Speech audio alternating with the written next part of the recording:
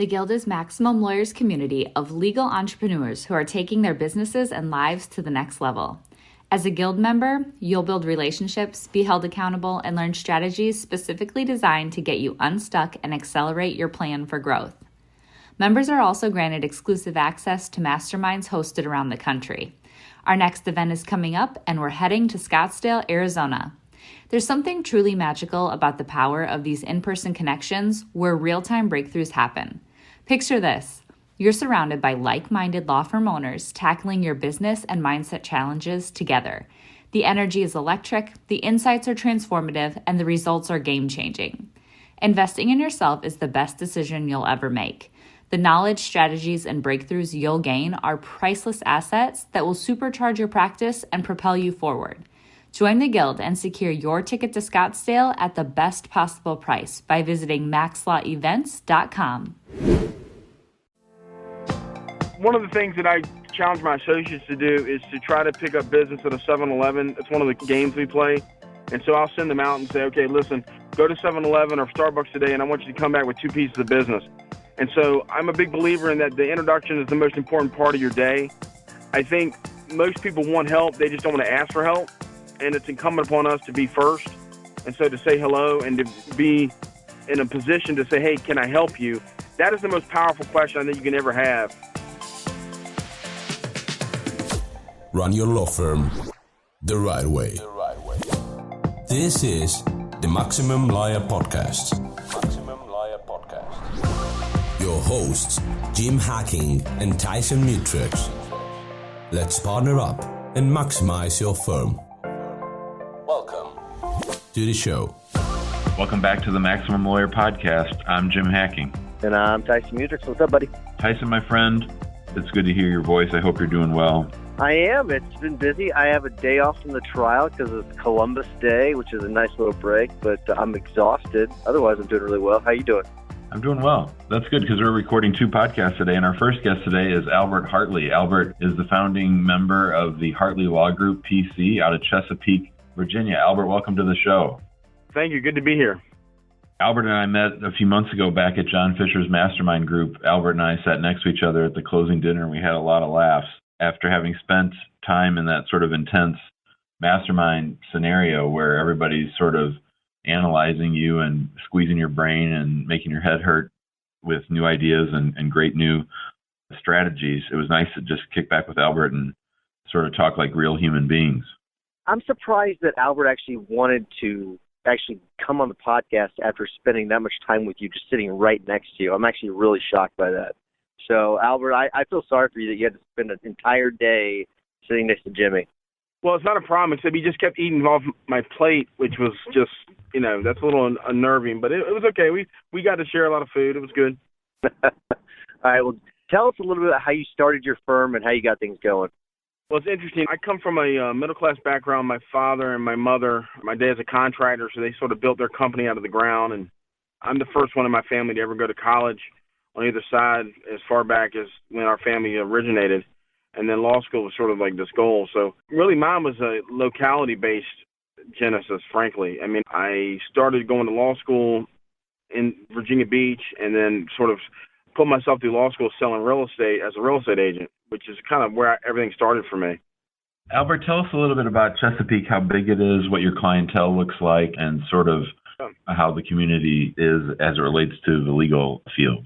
Sure. So the Chesapeake is a bedroom community situated between the contiguous cities of Norfolk and Virginia Beach and Suffolk and Portsmouth. And we're regionally known as Tidewater. If you're from here, our zip code is the 757. And so we comprise a total population of around 1.7 million people when you put all the cities together, which when I tell people that, they're like, really? That's true? And it's a very large metropolitan area. We have the largest naval base in the world here. We are a large port, and Chesapeake serves as sort of a suburban city in service to the more densely populated areas of Virginia Beach, Norfolk, Portsmouth, and Suffolk. And so my hometown, when I grew up here back in the 70s, I think it was formed in 63. We had an approximately 45,000 people to start the city off, and today we have roughly 370,000 people in the city of Chesapeake. Albert, what would you say are your most effective ways of attracting clients in that type of city, that type of environment? Well, this area is very interesting because we have what they consider a transient population because of the military, but there is a core group of people here that are still, I can say this, they're very Southern in the way they want to know where you're from and who you know. And so mine was always based on network marketing. I really have never done any print marketing or media marketing at all for the first 18 years of my practice. So here I would find what I consider to be business originators, such as financial planners, accountants, real estate agents that knew me, and then I would ask two basic questions. Number one, I'm building my practice and I want you to help me build it. And number two, if I can help you build it, what kind of legal services are you looking for? And the third question, which I always asked when I was a young attorney, was, I may not know what to do, but I'll figure out how to do it if you trust me to hire me. And those are the three things that I still teach my associates today.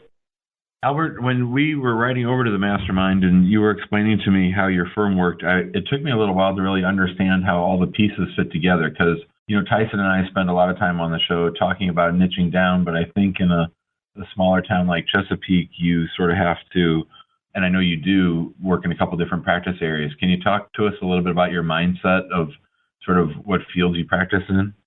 Sure. It's a hub and spoke kind of model. The overarching general principle is that we consider ourselves the trusted advisor to our clients who are our relationships. Many of my clients are teachers or coaches I had in high school and people I've met through church communities. So our practice areas are centered around typically real estate planning, business, and personal injury. Those are the four main areas that we kind of focus on, and that will basically hit a demographic of somebody who's a small business owner, family of 2 kids, and what we try to do is have at least, my goal is to have 9 to 12 transactions with that client over the course of their relationship with the firm. That's interesting. So do you ever have any issues with business clients because you handle personal injury claims? You mean having a conflict, Tyson? Well, no, not necessarily a conflict, but do any of your business clients have a problem with you actually handling personal injury claims? Because a lot of personal injury claims actually deal with businesses. Yeah, no, that's interesting. What really happens to us is we will get referred by the same people on different sides of a real estate transaction. That happens to us every other month, frankly. Last week I got referred by a purchaser and I got referred a seller, and they were in odds with one another. So once we finally get our conflicts checked, when that initial contact comes in, that can be kind of difficult. As for a personal injury with a business client, we decline that if the case is against somebody that we've represented, obviously, because there's a conflict. But the personal injury is a kind of a market force here that people know. If you're in the business of legal services, that's a moneymaker for most people. And so my business clients just take it as an opportunity for entrepreneurship for me, and they don't hold that against me. Albert, now with Chesapeake being nestled between these sort of bigger cities, are you doing legal work outside of Chesapeake, or is your focus entirely in town? No, actually, we do work in Norfolk, Virginia Beach, Portsmouth, Suffolk. All the courts are really they're really different in the sense of each particular city has its own. I'm going to use the word personality for lack of a better term. The judges have their own personalities, so you really have to accommodate the different courts and the different judges to match. Obviously, Chesapeake's our bread and butter. That's where everybody knows us the most. But to be successful, there's so much interaction across the cities, which I think is a unique geographical oddity here compared to other places that I've visited. Here, the one distinction here, which I think is always interesting, is that we have something called the Newport News Williamsburg, which is across the waters, across the bay. And those are really distinct markets. It's rare that you would have lawyers or anyone on this side, what we consider the south side, let's say the closest part to North Carolina, dealing with work in Hampton, Newport News, and Williamsburg on that peninsula. So that's probably the only distinction. But if you're practicing law in the 757, you're going to do work in all the cities. That is a crazy dynamic. It's really interesting. It is. It's one of those. It's just another example of how we don't all have the exact same issues when it comes to marketing. So that's really incredible. So let me ask you this: what do you think is your biggest struggle when it comes to marketing? Well, I think the biggest struggle is to transition from only working with people that I know to having clients who may not know us, but we've gotten more regional exposure now that are coming in without what I call a warm referral. I typically would not take a client who hasn't been referred to me by somebody else or two other people. And so, I know that sounds insane, especially when I was at the mastermind and there was so much social media marketing and calls were just coming in, sort of cold calls. That was really foreign to me because we focus primarily on relationship building as a trusted advisor. So we're actually skeptical of someone who just calls in off the website, right? So then that's happening more and more because I've been doing more Facebook marketing, which has been really successful. And that's been a really interesting transition as a challenge to how to handle a client who doesn't know our history, doesn't know our firm, and have to educate them first before we can really develop a relationship with them. Albert, how are you doing that? I mean, how do you educate them about yourself, and why do you think it's important that you need to educate them? Don't you really just want them to hire you? It's interesting. Yeah, maybe if I was a better marketer, I would ignore that. I would just hire me and be done. Actually, it goes back to our philosophy as a firm that we are the trusted advisor and that our purpose is to use our legal knowledge to free people and to bring freedom to people who are in sort of situations that they feel bound up. So part of our initial practice is to have them come in and we actually interview the client and they interview us to see if it's going to be a fit. The first meeting, we typically rarely talk about the case itself for the first 20 minutes. And so my initial consultations are always an hour. Most of the time I don't charge for them because I do not want to feel obligated to take the client on. And I have turned down, I can give you an example of this. A lot of times we get referred real estate investors who do not want a long-term relationship. They just want us to handle their real estate because I do a lot of high complex real estate litigation as well as investing strategies. And if that particular investor does not want to buy into our firm purpose, our values, and our mission as it relates to having a long-term relationship with this person, we typically will decline the representation because it reflects in our ability to really get a price structure that makes sense for us down the road, because if it's just for that one transaction, we typically realize there's a lot of pressure to have the cheapest services provided to them with the lowest cost, and that's not really our model. I'll be honest with you, Albert, I'm kind of blown away by this. I am so, shocked by this. I mean, it's so different than what everyone else is doing. So sorry, I'm not trying to be original, Tyson. No, it's really crazy. I love it. I mean, I know you said a lot of it's network marketing. So I mean, I guess what do you do? I mean, give me some more specifics as you actually do this, because I mean, this is insane. I mean, this is awesome. But just give some more details about how you network. So one of the things that I challenge my associates to do is to try to pick up business at a 7-Eleven. It's one of the games we play. And so I'll send them out and say, okay, listen, go to 7-Eleven or Starbucks today, and I want you to come back with 2 pieces of business. And so I'm a big believer in that the introduction is the most important part of your day. And it's one of the things that I liked about Jim is that he was so willing to introduce himself and interact, which I'm kind of a big personality anyway. So I think most people want help. They just don't want to ask for help. And it's incumbent upon us to be first. And so to say hello and to be in a position to say, hey, can I help you? That is the most powerful question I think you can ever have.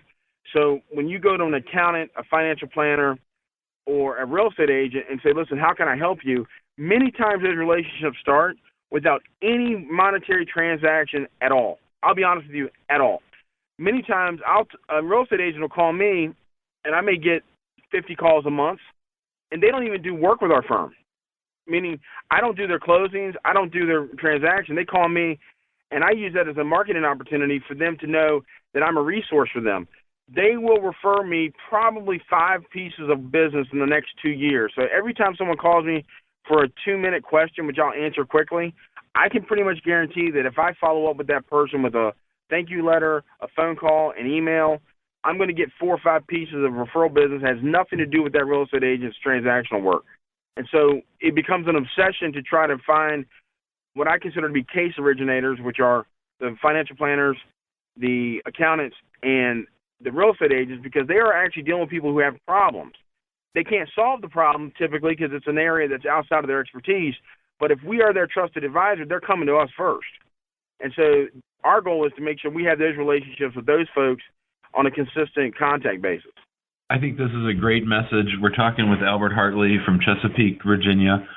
Albert, I think that it just goes to show that we don't need to be running around every time asking for a quid pro quo or viewing everything that we do with some kind of back-end agenda.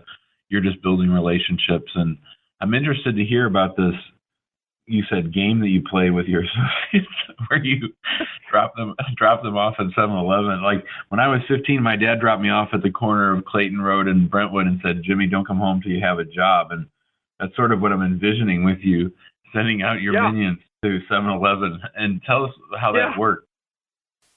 Well, I mean, we're a working class community. A lot of these folks here are hardworking folks. And, I always tell my associates, you can't really know a client until you go meet a client. And so I'm naturally spastic anyway, so I like to get out of the office. And so when I first started practicing, this is going to sound horrible, but I would go to the traffic courts and I'd do a traffic case, and I would hang out. I was 26 years old, and I needed to make some money. And then the people in the court would say, "Mr. Hartley, can you represent me?" I'm like, "Sure." And I'd go to the ATM across the street of the City Hall building, get $300, come back and represent them in the case. I mean, that level of hustle has got to be consistent, and I've been practicing 18 years. So what I do is I tell the associates, I don't want you coming back here today until you've met somebody new. Ask them if they need help, and if they needed help, how can you help them, whether they retain you or not. And to force someone out of their comfort zone in line at 7-Eleven or in line at Wawa or in line at Starbucks to say, "Hi, my name is Albert Hartley. I practice law in the community, and I was wondering if you needed any help with legal services or any help in general. Our firm's here to help you." And what a powerful statement that is to be someone who can actually significantly impact somebody outside of their own profession. I think that's what I love about practicing law. I love the talk about the hustle, and I love the mindset that everybody is a potential client, because I think that's lost on some people. So I think that is amazing. I really like that. Tell me something about this, though, because you have associates. Do you find it difficult to teach hustle? Do you find it difficult to actually keep the hustle going with your associates, and how do you deal with that? Fire a lot of them sometimes. No, there's two types of attorneys. Yeah, that's horrible, I should say. No, there's two types of associates. There's the ones that are naturally charismatic. That's one personality type. And then, for example, like my right-hand guy, Ryan Sawyer, who's a really great lawyer, but he's not somebody who enjoys the hustle. But he's what I call an intra-hustler, an INTRA hustler, which means once he's got a client, he will try to find ways to add value to that client that have nothing to do with their case, which is how I teach him to do it, because he's just kind of a shy, introverted guy. He's not going to get up to someone at 7-Eleven and say, "Hey, can I help you?" But what he will do is listen on the phone with a client that he's working with me, and he'll say, "We can help you with that, and we can add value to that." Or he'll send an article to a client that has nothing to do with their case that he saw. And that's just another level of intra-hustling. He's not going to be a rainmaker. That's not his skill set. But what he will do is to dig deep. And what we talk about at the firm a lot is we are going to dig wells, not ponds. And wells actually give water back. Ponds get putrid and stale. So, Tyson, if I find an associate who's just splashing around the pond as if he's being successful, I'll typically drain that and put him down the road or her down the road. Very interesting. There goes Albert draining the swamp. I was waiting for somebody to make the reference. I was going to leave it alone. Yeah, I had to do it. Listen, one of the other things we do is we spend a lot of time going to funerals and weddings. That's another thing we do a lot of. And our clients are very much engaged with us in regards to their kids and their family members. And I probably attend 20 to 30 funerals a year maybe, and probably get invited to that many weddings. I don't attend the weddings because I just can't from a logistic point of view. The funerals I go to because it's a significant life event, but we go to the hospitals. We have documents signed where they can't. I just spent an hour and a half 2 weeks ago at a nursing home with clients. And let me tell you something. You talk about marketing. Have your lawyer show up at your nursing home to do estate planning document signing, and you'll get work. I got 2 other cases out of that visit.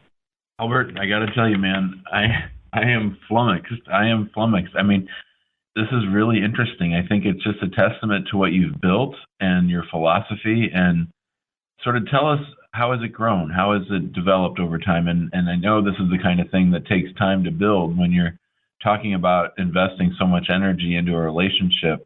Give us an example or two of sort of how that's really helped your firm grow. Yeah. One of the problems that I'm having, you asked me earlier, one of the challenges is replicating myself in a system. Because what's happened to me is that I've built this thing. I mean, I can't work. I got 168 hours a week. I have to develop more systematic approaches, which is what we're doing in 2018. We're actually launching our firm as a concierge firm. And what that means is we're going to be doing a much more systematic approach on client profiles. And so what we're trying to do is, as we've grown the firm, is to be more systematic on what are our key types of client originators and to purge the firm on an every 6-month basis instead of every 12 months. So one of the ways we grow is every December, the firm meets as a team, staff, and attorneys. We all bring a list of names of clients that we want to fire, all of us. Every one of us brings a name, typically 3 of them. We put them on pieces of paper. We put them in a bowl. We tally them up. And what it ends up happening, we usually have the same 3 names that comes up. And we basically end the professional relationship with that client. And we do that every December. Wow. That is a really, really good idea. And it's a bold idea. It's one of those things where, it gets everybody on the same page, though, because everyone clearly has a problem with that client. You don't need to have it around anymore. So this idea of purging is a really, really good idea. I'm with you, though, Jimmy. I mean, this is probably, to me, the most interesting podcast episode we have had just because it's so different. So it's kind of hard to actually develop questions for this, but this is actually really good, Albert. I'm glad you're sharing this stuff with us. What I was going to say is we're actually having to open – the goal for next year is to have an office in each of the cities now, because the way our dynamic works is you really have to be locally connected. So what I'm identifying are attorneys who grew up in the area, who have a local connection, and we're actually moving into those localities with a specific – so the next office we're going to open is in Norfolk, and that's going to be a central hub there built around agents and real estate agents and accountants that I already know and financial planners that I already know in that city.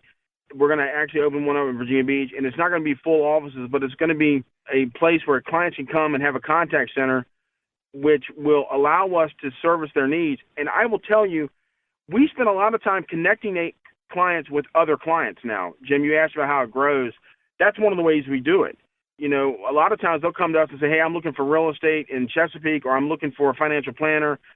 And we will do the introductions and not have any economic benefit out of it except building the relationship that we've established. So what I tell the associates is find ways to connect our clients with other clients or with other people and make sure you take care of them. You make sure it's taken care of correctly. That is an investment in that relationship. So you're really building value with the clients and helping them maximize their own businesses. Albert, I know this is sort of a loaded question, but are other attorneys in Chesapeake like you, or do you think that even within Chesapeake, your philosophy is unique? No, I think really, someone said to me one day, you're just different. I mean, Jim, you met me, and it's like, yeah, I just see the world differently. I always have. I'm one of these guys who, I love to play tennis, but I love Broadway, and I've just always been weird. I don't fit in. I love people. And it's really weird to have an attorney tell your staff, like, listen, if you don't love your clients, if you don't truly love your clients, you're looking at a miserable profession. Most lawyers are miserable because they don't love their clients. And to love somebody means you have to be selfless with them. And at times, this business does not allow you to make a lot of money. And so I've just avoided this idea that in order to be happy, you have to be wealthy. I think that's a false dichotomy. I don't believe in it. If I catch my associates putting their interests above the client, they are terminated. They are absolutely terminated. And it's an investment in that. But I think we're building significance, not success. If that makes any sense, what I'm saying? That makes perfect sense. I'm curious, do you have an onboarding process for your employees to sort of teach these philosophies, or are these just things that they gain over time? I do have an onboarding process. One of the agreements we have a list of about 30 things that they have to agree to. One of them in our values is that the truth is not negotiable. That's one of our values. The truth is not negotiable. And that's a really interesting concept to attorneys at times. You listen and you go, and what that means is sometimes the client's wrong. The client's wrong. If they've done something wrong, you should tell them, no, you're committing fraud. It's wrong. We don't negotiate the truth. We may not like it. It may hurt us, but we don't negotiate the truth. And so we spend a lot of time finding lawyers who have common, and we do a 90-day sort of probationary period, because what I do in the first 90 days is to put a lot of pressure on the associates to challenge them in a variety of tasks, whether it's the 7-Eleven challenge or whether it's giving them a client that I know. I will call the client and say, listen, I've got a new associate. I want you to interact with them for me, and I know you got a case. I want you to give me feedback on them. And they'll say, sure, I'll do that. And then what I'll do is I'll give them the associate, and then I will get a breakdown from the client within a week of what's working and what's not working from the client. That's great. That's so good. I'll also do a ghost case, Tyson, where I actually make up a case and flush it through the system to make sure it's being done correctly. Wow. That is far more advanced than anything I do. Jesus. Well, Jimmy, I think we're about up against time. Do you have any more questions? I know I've got a lot, but I don't want to go too far over the time. The only other question I had for Albert was, Albert, without going into the details of anything you don't want to reveal about the mastermind with John, what was your biggest takeaway from the experience? Because, Tyson and I have both gone. We both are big fans of John's event, and I was just wondering I know that was your first time there, what you came away with. I'll tell you, I was so blown away by that. I needed that so much in my professional life and my personal life. It challenged me to be a better person and a better lawyer and to really make my business better. And the level of transparency amongst the professionals in that group profoundly changed my life. And I hope to emulate it, frankly. That's fantastic. Well, Albert, you've been a fantastic guest. Before we get to our tips and our hacks, I do want to remind everybody to go to the Facebook page, request to join the groups there, and then also check us out on iTunes, give us a 5-star review, or wherever you get your podcast. Jimmy, what's your hack of the week? So mine is an interesting one. My hack of the week is to find yourself an 8-year-old. What do I mean by that? Well, you might remember, if you've ever seen the movie Philadelphia, where Denzel Washington was a personal injury attorney, and he would always start off by saying, explain it to me like I'm in 2nd grade, or explain it to me like I'm 8 years old. And this weekend, I was driving my daughter to her soccer game, and her games keep getting further and further from the house. But on Friday, I received this package from Scorpion, the web marketers, and they sent me this video inside this fake briefcase. And when you open up the briefcase, and the video plays, and it was all about website and SEO optimization and all this stuff. And so she had a ton of questions. She loved the video. She opened it, closed it. She was asking me, what is SEO? What is a website? Why do you need them? And I kept saying, well, I think I can do it myself. And so she was asking a lot of good questions. So I just sort of took that as an opportunity to think about and reflect on how I convey information and how I explain things to people. And I know it sounds silly to try to explain things on that level, but I really think that, especially with me, where a lot of my clients don't necessarily speak English as their first language, it was just a great lesson for me in the car on the way to soccer practice this weekend. Very nice. Albert, you got a tip for us? Yeah, set a lot of phone conferences. That's the tip that I use a lot. Don't try to play phone tag with people. Set aside a dedicated 15 minutes to speak to a client.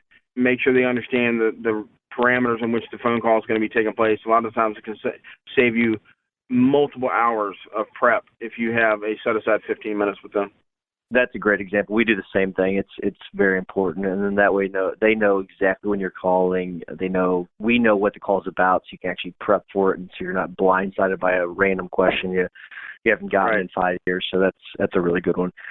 Mine is another book, and this is actually something that John Fisher will like. It's the book Faster Than Normal. It's by Peter Shankman. It's his brand new book. I just got it the other day. It's a really good read. I recommend it, and I'm sure John Fisher's already read the thing from start to finish because he loves Peter Shankman. But Peter Shankman has got a lot of really good books, and so I've gotten onto Peter Shankman since John Fisher recommended his book. So I highly recommend it. You guys got anything else? I just want to say thank you for letting me come on and talk a little bit. It's really been a thrill for me. Absolutely, Albert. You've been great. And this is the first time I've ever spoken to you, but it's really fun. So we're at the Connect later on. So I appreciate you coming on. Jimmy, got anything? No, thanks, Albert. See you, Tyson. See you guys. Thanks, guys. Bye. Bye, buddy. Thanks for listening to the Maximum Lawyer Podcast. To stay in contact with your hosts and to access more content, go to MaximumLawyer.com. Have a great week and catch you next time.